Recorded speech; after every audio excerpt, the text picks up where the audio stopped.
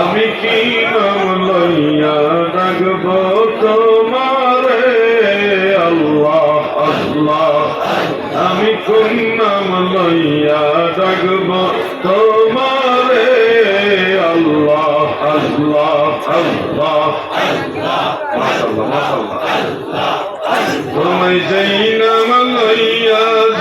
নাম লইয়া তাকে তোমায়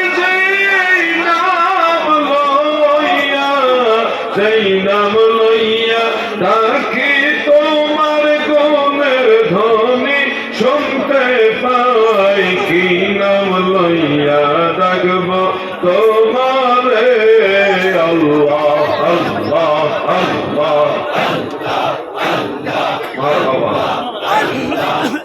তোমায় রহমান বললে দয়া করো রাহিম বললে মায়া করো গো আল্লাহ আল্লাহ তোমায় গফফার বললে ক্ষমা করো গফফার বললে ক্ষমা করো তোমার গুণের সীমা নাই কি নাম লইয়া ডাকব তোমারে আল্লাহ আল্লাহ আল্লাহ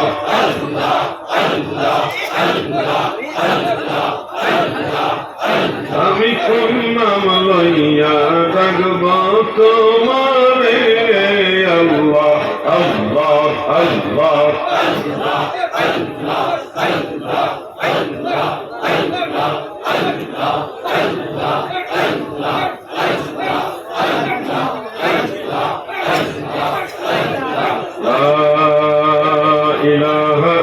ইল্লাল্লাহু মুহাম্মাদুর রাসূলুল্লাহ সাল্লাল্লাহু আলাইহি ওয়া আলিহি ওয়া সাল্লাম।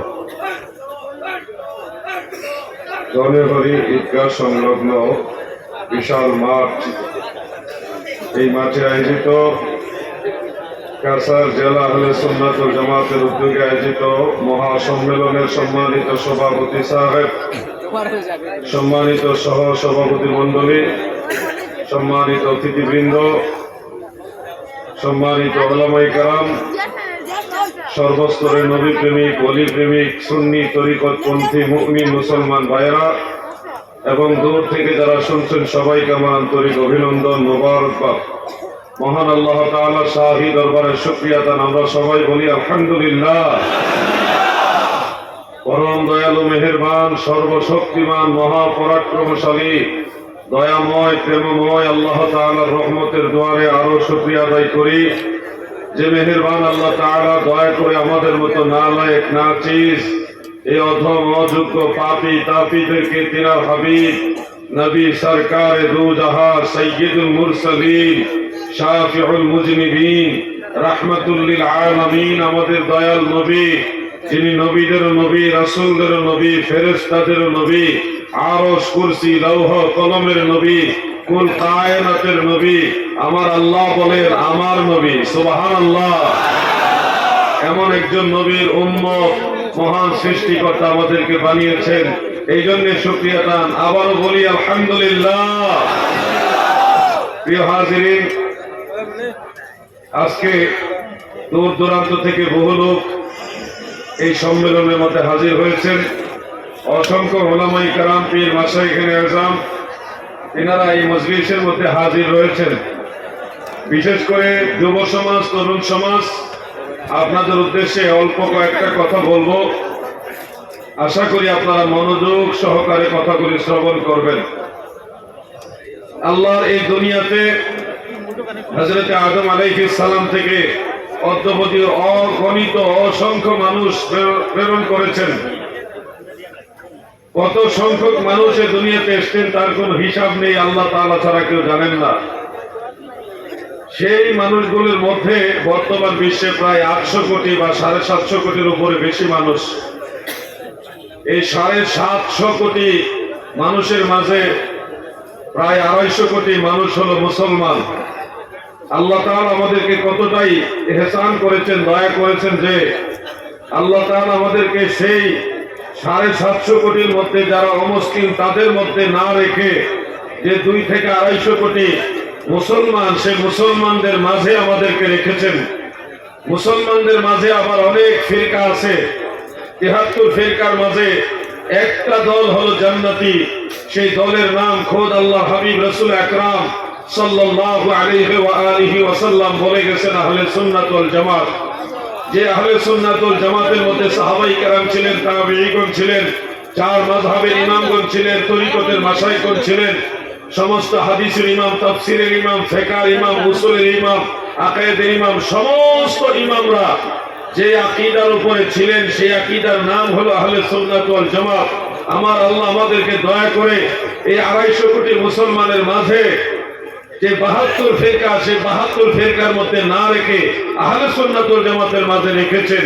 এই জন্য আমরা নিজেদেরকে অনেক বড় ভাগ্যবান মনে করি, কারণ আল্লাহ আমাদেরকে বাছাই করেছেন। আল্লাহ যদি আমাদেরকে আহলে সুন্নাত ওয়াল জামাতের জন্য বাছাই না করতেন, আমাদের কোনো ক্ষমতা ছিল না আল্লাহর এই মনোনীত দ্বীন এবং আল্লাহ তাআলার সন্তুষ্টি যেই দলের উপরে আহলে সুন্নাত ওয়াল জামাতে থাকার মতো।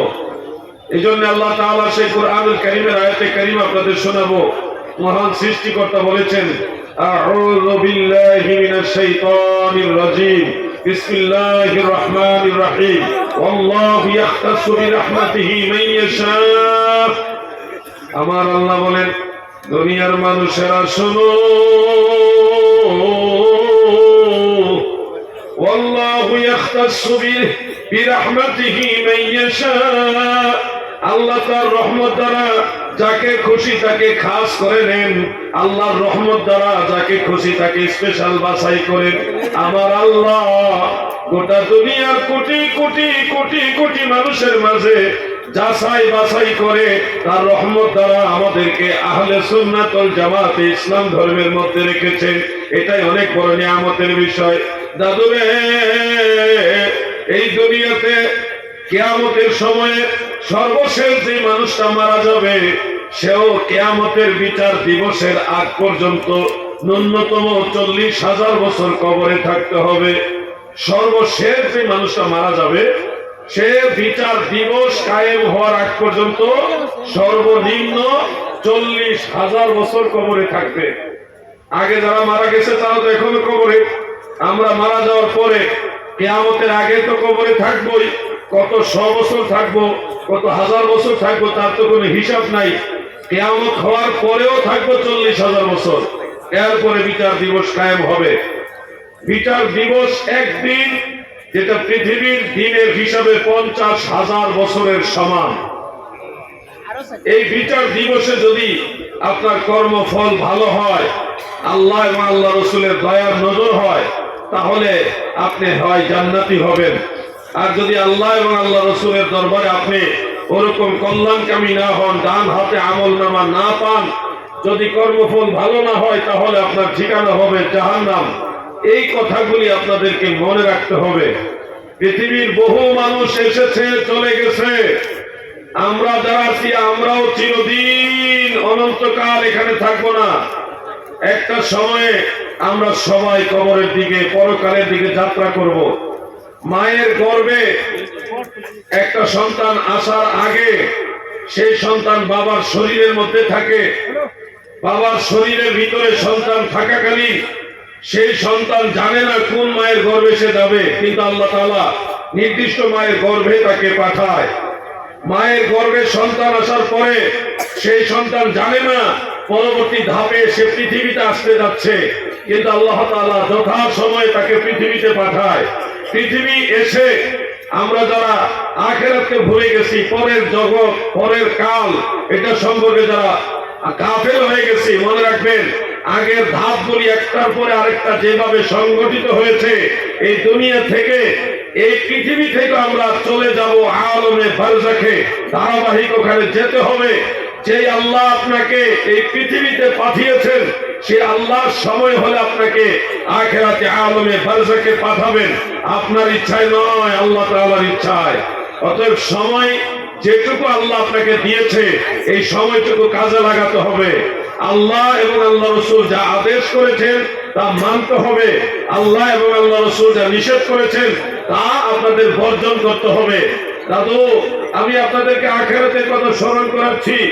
আগের মানুষগুলো অনেকে মনে করতো যে আমি ক্ষমতাশীল, আমি পাওয়ারফুল লোক, আমি ধনাঢ্যশীল লোক, আমি অর্থশীল লোক, আমার মতো ক্ষমতা, শক্তি, অর্থ কারণে এই মনে করে অনেক মানুষ সীমালঙ্ঘন করেছে, বেপরোয়া জিন্দেগি করেছে। কিন্তু তারাও চিরস্থায়ীভাবে অনন্তকালের জন্য পৃথিবীতে বেঁচে থাকতে পারেনি। আমরা কি পারবো? ছিল সাদ্দাত নমরুদ ও কারণ ছিল মিশর অধিপ ফেরাউন, ধনে জনে মানে নাহি ছিলাম নবী, পদবিনে ভাব সবে মিশে। সাদ্দাত, নমরুদ, কারণ, ফেরাউন ঐতিহাসিকভাবে এগুলি প্রমাণিত পবিত্র কোরআনে এবং হাদিসে। সাদ্দাতের বিষয়টা যদিও নাই, কিন্তু কোন কোন ঐতিহাসিকদের মাঝে কথাটা পাওয়া যায়। তবে ফেরাউন, নমরুদ, কারণের কথা কোরআন এবং হাদিসের মধ্যে আছে। সেই সুবাদে আপনাদেরকে বলবো, আপনারা স্মরণ করুন, পৃথিবীর অন্যতম প্রভাবশালী ব্যক্তি ছিল নমরুদ, যে আল্লাহ তাআলাকে হত্যা করতে চেয়েছিল এবং ঊর্ধ্ব দিগন্তে তীর ছুঁড়ে মেরেছিল আল্লাহকে হত্যা করার জন্য। সেই নমরুদ সামান্য একটা ল্যাংড়া মশার কাছে পরাস্ত হয়ে মারা গেছে, তাকে জুতা দিয়ে বাইরে মারছে। তো সেই নমরুদ, তাকে শায়েস্ত করার জন্য আল্লাহ কোনো ঘূর্ণিঝড় বা জলোচ্ছ্বাস, কোনো বজ্রপাত, বড় কোনো বাহিনী পাঠানো লাগেনি। সামান্য মশার বাহিনী পাঠিয়েছে। এর মধ্যে সবচেয়ে দুর্বল মশা, ল্যাংড়া মশা, তাকে দিয়ে নমরুদকে আল্লাহ শায়েস্ত করে দিয়েছে, খতম করে দিয়েছে।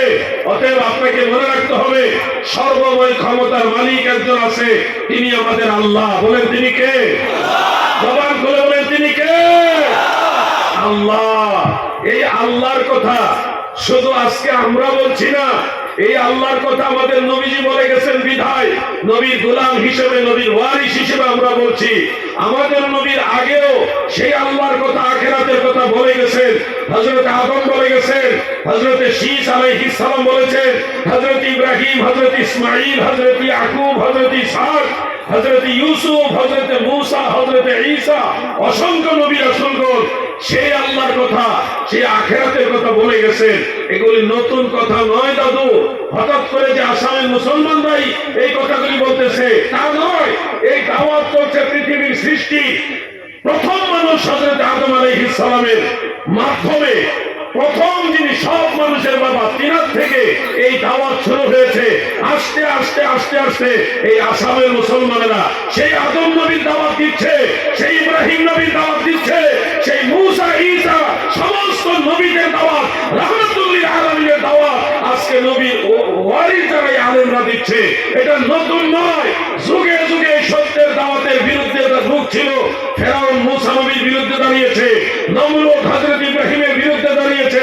প্রত্যেক নবীদের জামানায় বিপরীত শক্তি ছিল যারা সত্যকে অস্বীকার করত। কিন্তু আফসোস হলো তাদের জন্য যারা আল্লাহর নবীদের সেই দাওয়াতকে ডিনাই করেছে, অগ্রাহ্য করেছে, অগ্রহণ করেছে বা তাদেরকে মান্য করেনি। সেই মানুষগুলি ফিনিশ হয়ে গেছে, কেউ থাকতে পারে